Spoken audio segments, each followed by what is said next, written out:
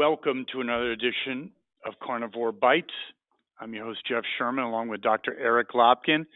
And I think two things we kind of really want to focus on, Dr. Lopkin, that we agreed to explore, and that's we got to do. I grew up with Dr. Seuss, Horton, yep. And Grinch Stole Christmas. Talk about cancel culture. Your comments. Yeah, if there's anybody out there that doesn't know what we're referring to, this week was National Reading Day. And National Reading was created primarily to celebrate Dr. Seuss and how he got so many children to read. Well, apparently 6 of Dr. Seuss's books have now been declared to be racist by cancel culture. Biden made a speech about National Reading Day and completely failed to mention Dr. Seuss. They're trying to pretend that his part in this never happened because retroactively they've decided, these children's books are racist. And it's racist to anything, because, obviously, I grew up on them. I thought they were just cartoonish caricatures. I didn't even see any racial overtones at all. No, and what makes it really funny is that Dr. Seuss, if you read his books as an adult, you realize his themes are equality, the environment. It's all these issues that liberals generally embrace. And now they're turning on their own because, this looks racist to us.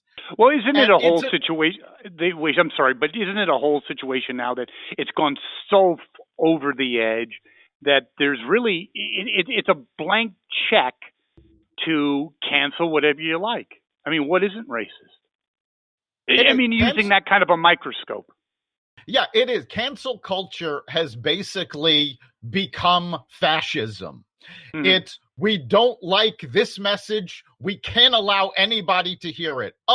We're offended by this. We can't let anybody else enjoy it. And it's absolutely ridiculous. And this is not the first time that cancel culture has gone after books.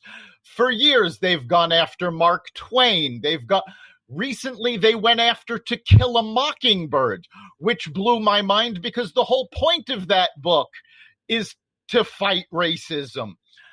Now they're going after Dr. Seuss. It's just getting more and more ridiculous. Okay, so where does this go, though? First of all, the Mark Twain situation, yes, some words were obviously ill-chosen, but given the time, you got to take it as a period piece. He actually, with Huckleberry Finn, I thought was kind of preaching some degree of equality, but that's another issue. So I didn't see it as a racist document, but you're right about the whole terms of the cancel culture, because it's now a blank slate. And my only question is, where does this go? Is there a pushback, or are they successful? Because if you ban enough, like Stalin, that becomes the groupthink. That becomes the new norm.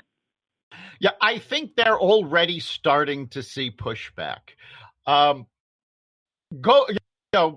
Trying to ban Dr. Seuss was literally a step too far. When they went after Huck Finn, you could make a case that even though that language was the norm at the time, now it's considered offensive. Agreed. Yes.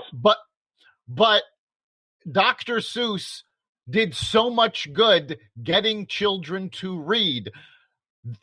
As one, and it's funny, there's a few people in history who have done more to boost the literacy rate of Americans than anybody else. Dr. Seuss is one of them. And it's funny, though, because another one of them was Stan Lee. And when Stan Lee died, uber liberal Bill Maher went, well, all he did was make comic books. Why is everybody talking about him? Mm-hmm. They don't understand the impact these people have. And that's really the essence of cancel culture. Whether you're talking about somebody who owns slaves or something that might be considered mildly racist. Again, I don't see where there was any racism in Dr. Seuss, but let's assume somebody sees it. You're taking this one instance and trying to cancel out all of the good that these people did. And the fact of the matter is, there is not a person, living or dead, on this planet that is perfect and never did anything that bothered somebody else. Of course not. And if you're going to get that kind of banality, then you're just going to get literature, movies, plays that have no impact, no amusement, no engagement, no lesson, zero. You're going to get vanilla.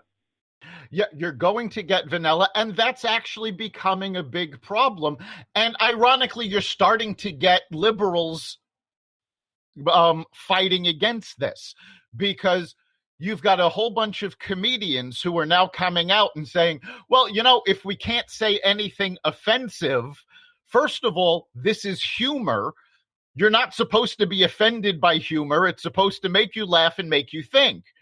So by shutting down all of these categories, oh, you can't talk about that, that's not funny. Jim David, who's a homosexual comedian, he's done fantastic work. He came out and said, you take everything offensive away, all we can talk about are the missing socks from the dryer. Yeah, or even Seinfeld, who's, I would assume, on the liberal side of things, basically say he can't do college campuses. Yeah, it's absolutely ridiculous. And that sort of thing has to be stopped. We have to cancel culture. We'll see how that impacts our politics and our society. It's certainly something that we'll keep our eye on. Keeping our eye on something else. I love, sometimes payback is what. Our friend, Mr. Cuomo, Governor Cuomo, was the rock star, the Elvis / Mick Jagger of the COVID crisis. I mean, he was the voice of reason. We already talked about that. I don't think he survives, and for good reason. No, I don't think he does.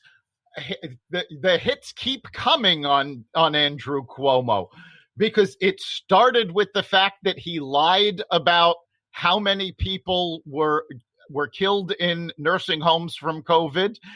From there, he got hit with accusations that he put people back in nursing homes rather than housing them at clinics set up on the naval ship and at the Javits Center, because he didn't want Donald Trump to get credit for helping these people. And now he's got 3 women coming forward saying he sexually harassed them. Just prior to us going on the air, Cuomo made a statement saying he's embarrassed by the accusations, but he still denies actually touching anybody. And he also talked about how New York is doing with COVID now. And as it turns out, New York is having record hospitalizations now, where other states are already going, well, we're good, we're going to reopen. Mm-hmm. I think politically he was a rising star. I heard many liberals saying, "Oh, too bad he wasn't, part of the presidential primary mix." I say he resigns. I say when you have liberals turning on themselves as they're doing on him, the game is over. Correct? Well, he's already said he's not going to resign. We'll see how long he sticks to that.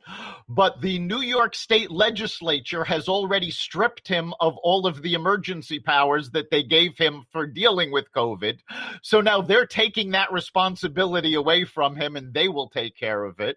Because as it turns out, he put politics above the people of New York, and he did it to try to make Donald Trump look bad.